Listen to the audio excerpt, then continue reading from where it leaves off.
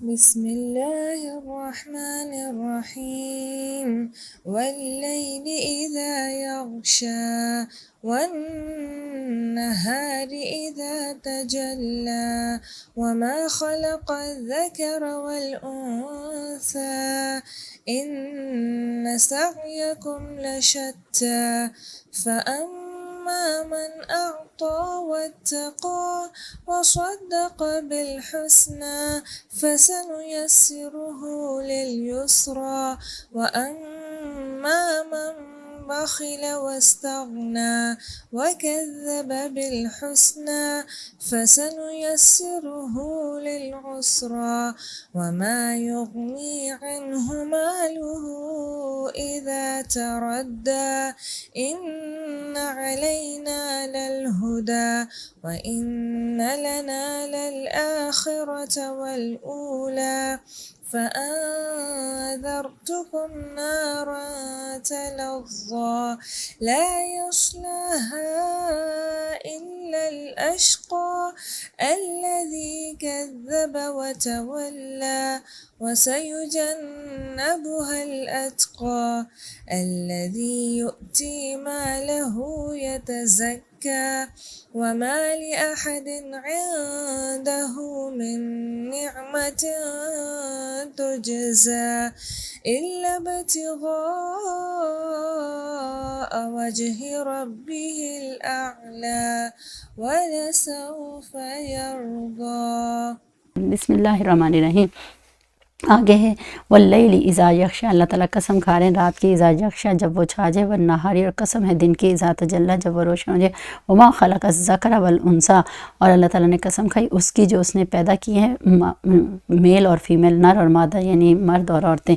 ان سعیکم لشتی فرمایا کہ بے شک تم سب کی محنت کوششیں کیا ہیں الگ الگ طرح کی ہیں.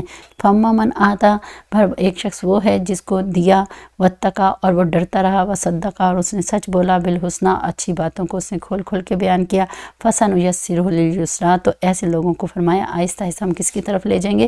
آسانی کی طرف لے جائیں گے. واما من بخل لیکن وہ شخص جس نے بخلا بخل کر دیا، واستغنی اور بے پرواہ رہا یعنی اللہ کے دیے مال کو نہ اس کی زکاتیں دی، نہ صدقات دی، نہ مال کو صحیح کمایا، نہ صحیح خرچ کیا، واستغنی اور بے پرواہ ہو کے زندگی گزارتا رہا، وکذب بالحسنی اس نے جھوٹ بول دیا، بالحسنی اور جھٹلا دیا، بالحسنی اچھی باتوں کو. جب بھی انہیں قرآن و سنت کی بات بتائی جاتی تھی، خیر کی حق کی بات بتائی جاتی تھی تو وہ اس کو کیا کرتا تھا؟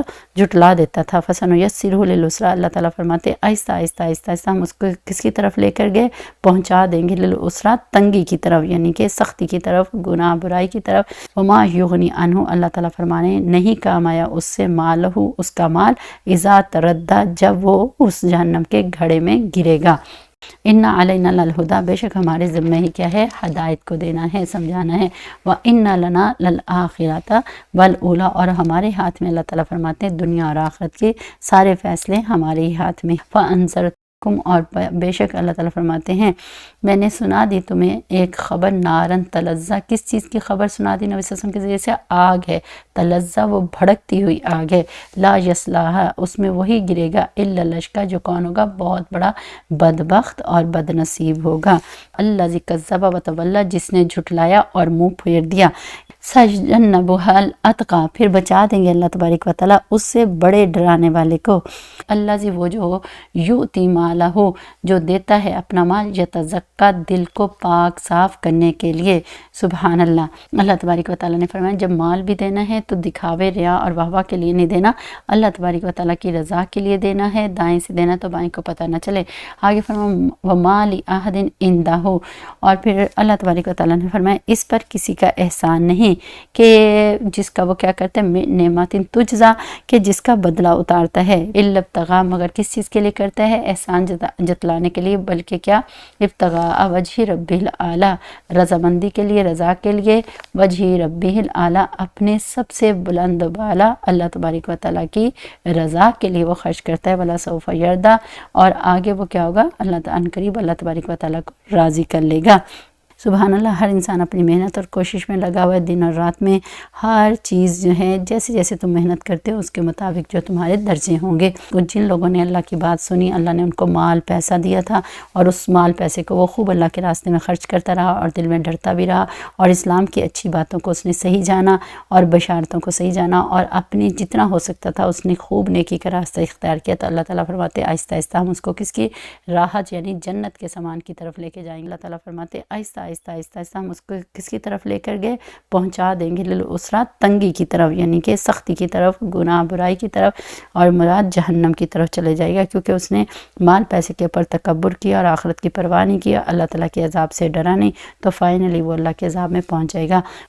فرمایا میں جب اس کو جہنم کے گھڑ میں ڈالوں گا تو دنیا کا مال پیسہ جس کے اوپر اس کو بڑا مان تھا، ناز تھا، ہر وقت اس کو گننے جمع کرنے میں اسی کے پیچھے لگا رہا تھا، تو جب وہ جہنم کے گھڑے میں اس کو ڈالوں گا تو تب پتہ چل جائے گا، تو پھر تمہیں پتہ چل جائے گا کہ دنیا میں کس نے کیسی زندگی گزاری۔ اس لیے آج ہم محنت اور کوشش کریں گے تو اللہ تعالیٰ ہمارے اوپر جو مہربانی کریں گے ہمیں نیکی کے راستے پہ لگا دیں گے۔ اب رمضان میں اللہ تعالیٰ نے اتنا سب کچھ ہمارے لیے کر دیا، پھر ہم کہتے ہیں کہ معاذ اللہ اللہ نے اگر نیک بنانا ہو، اللہ نے یہ کرنا تو کر دے، اس سے زیادہ اور کیا کرے۔ سارا کچھ تو اللہ تعالیٰ نے ہمارے لیے راستے کھول دیے، اس کے باوجود میں اور آپ گناہوں کے اوپر ڈھیٹ بن کے زندگی گزارے اور آخرت کو اللہ کو بھول جائیں، تو اللہ تبارک و تعالیٰ فرماتے ہیں ہمارے ہاتھ میں دنیا اور آخرت ہے۔ تو اللہ تبارک و تعالیٰ سے پھر یہ بہت زیادہ دعا کرنی چاہیے کہ اللہ تبارک و تعالیٰ ہمیں جو ہے آخرت کی بدبختی اور بد نصیبی سے بچا دے۔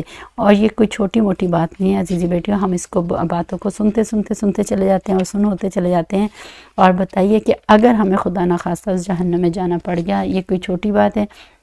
تو اس لیے ہر انسان اپنی محنت اور کوشش میں لگا ہوا ہے، لیکن ابھی بھی وقت ہے عزیزی بیٹیوں، پلٹ جائیں، دیکھیں میں صبح کیسے کر رہی ہوں، شام کیسے کر رہی ہوں، اگر تو قرآن و سنت کے مطابق ہے اور اچھے خیر کے کاموں میں لگی ہوں تو سبحان اللہ، نور علی نور ہے، اور آگے بڑھ جائیں۔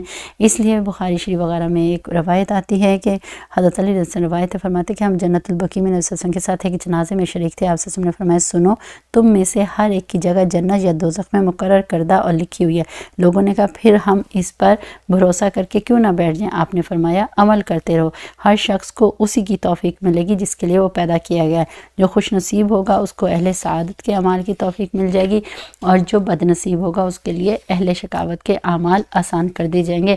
اس لیے بیٹا رو کے مانگنا چاہیے کہ اللہ کریم پلیز ہمارے لیے جو ہے بدبختی والے اعمال کو ختم کر دیجئے، اللہ نیکی والے اعمال کی توفیق نصیب فرما دے۔ اس لیے اللہ تبارک و تعالیٰ کے حق کے راستے سے ہمیں یعنی کہ منہ نہیں موڑنا چاہیے، اللہ تعالیٰ ہمیں پکڑ پکڑ کے سکھا رہے ہیں، سمجھا رہے ہیں۔ اس لیے مسلم شریف وغیرہ کی بھی روایت میں آتا ہے کہ نبی صلی اللہ علیہ وسلم نے فرمایا ہلکے عذاب والا جہنمی وہ ہوگا جس کی دونوں جوتیاں اور دونوں تسمے آگ کے ہوں گے، جن سے اس کا دماغ اچھی طرح ابل رہا ہوگا جس طرح ہنڈیا میں ابال آتا ہے، باوجود یہ کہ سب سے ہلکے عذاب والا وہی ہوگا، لیکن اس کے خیال میں اس سے زیادہ عذاب والا کوئی نہیں ہوگا، اور یہ سب سے ہلکے عذاب والا کی یہ حالت ہے تو برے عذاب والے کیسے ہوں گے۔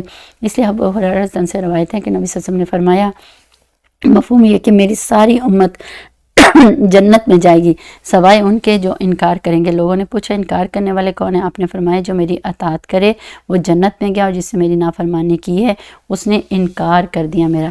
تو اللہ تعالیٰ اس لیے فرماتے ہیں آگے جنت کی خوشخبری بتا رہے ہیں، جو بڑا جو ہے اتقا ڈرنے والا ہوگا، جو متقی پرہیزگار ہوگا، اس کو اللہ تعالیٰ جہنم سے کیا ہے بچا دیں گے۔ فرمایا کہ یہ نہیں ہے کہ کسی کا اس پر اللہ تبارک و تعالیٰ کا کوئی ان کے اوپر وہ احسان کرتا ہے اور اس کے بدلے میں ٹکا کر کے یہ دیکھو اگر آپ اللہ کے نام پہ یعنی کہ کوئی دے رہی ہیں، کوئی نیکی کا خیر کا کام یا کسی کی بھلائی کر رہی ہیں، تو فرمایا تم اللہ کے اوپر احسان کرو گی، تو بالکل ایسا نہیں ہے۔ یقیناً وہ شخص کیا ہے ان قریب جب اللہ تبارک و تعالیٰ اسے جنت دیں گے تو فرمایا کہ اب تم نے میری رضا کے لیے پیسہ خرچ کیا تھا تو آگے جا کر میں تمہیں کیا کروں گا، جنت دوں گا، جس سے تو کیا ہو جائے گا ان قریب راضی ہو جائے گا، ولا سوفا ان قریب ہو جائے گا، آگے یردا راضی ہو جائے گا۔ تو یہ فرمایا کہ بعض یہ آتے ہیں حضرت ابوبکر صدیق رضی اللہ عنہ نے جو ہے یہ مال پیسے کی ایسی تجارت کی تھی، اور بعض جگہ پہ آتے ہیں حضرت امیہ بن خلف نے حضرت بلال رضی اللہ عنہ کو نستعاش کے عوض بیچنے کا اظہار کیا تھا، تو حضرت ابوبکر صدیق رضی اللہ عنہ نے اس کو غنیمت جانا اور تبادلہ کر لیا۔ اس پر مشرک کہنے لگے حضرت بلال کا ابوبکر پر کوئی احسان ہوگا جس وجہ سے ابوبکر نے یہ سودا کیا۔ اس پر اللہ تبارک و تعالیٰ نے یہ آیت مبارکہ نازل فرما دی، سبحان اللہ، حضرت بلال رضی اللہ عنہ یا کسی دوسرے غلام کا حضرت ابوبکر صدیق رضی اللہ عنہ پر کوئی احسان نہیں تھا کہ جس کا بدلہ دیا جاتا، بلکہ انہوں نے اپنے اپنے رب کی خوشنودی کے لیے ایسے کیا تھا تاکہ وہ آخرت میں جنت لے لیں، وہاں اللہ تعالیٰ کا دیدار نصیب ہو جائے، اور اللہ تبارک و تعالیٰ کو خوش کرنے کے لیے یہ تمام معاملات کیے۔ اس لیے یہ آیتیں حضرت ابوبکر صدیق رضی اللہ عنہ کے بارے میں نازل ہوئی تھیں۔ آپ صلی اللہ علیہ وسلم ہی صدیق تھے، پرہیزگار تھے، سخی تھے، اپنے مال کو خوب اللہ تبارک و تعالیٰ کے راستے میں خرچ کرتے تھے، حسن سلوک کیا کرتے تھے، اور دنیاوی فائدہ نہیں دینی فائدے کے لیے سب کچھ کرتے تھے، اور کسی کے اوپر احسان بھی نہیں جتلاتے تھے۔ حضرت ابوبکر صدیق رضی اللہ عنہ کے احسانات بہت زیادہ تھے، یہاں تک کہ صلح حدیبیہ کے موقع پر حضرت ابوبکر صدیق رضی اللہ عنہ نے عروہ بن مسعود کو جو اپنے قبیلہ ثقیف کا سردار تھا ڈانٹا، تو اس نے کہا کہ اگر مجھ پر آپ کا احسان نہ ہوتا جس کا بدلہ میں نہیں دے سکا تو میں آپ کو ضرور اس کا جواب دیتا، یعنی اتنے احسانات تھے۔ اس لیے حضرت ابن عمر رضی اللہ عنہ نے فرمایا کہ ہم نبی صلی اللہ علیہ وسلم کے بعد حضرت ابوبکر صدیق کا ہم پلہ کسی کو نہیں سمجھتے تھے، آپ کے بعد حضرت عمر فاروق رضی اللہ عنہ تھے، پھر عثمان غنی رضی اللہ عنہ تھے، پھر باقی صحابہ کو ہم جو ہے اس طرح یوں ہی چھوڑ دیتے تھے، کسی کو کسی پر فضیلت نہیں دیتے تھے۔ تو اس لیے خلفائے راشدین کی فضیلت پہ اس طریقے سے آئی ہے۔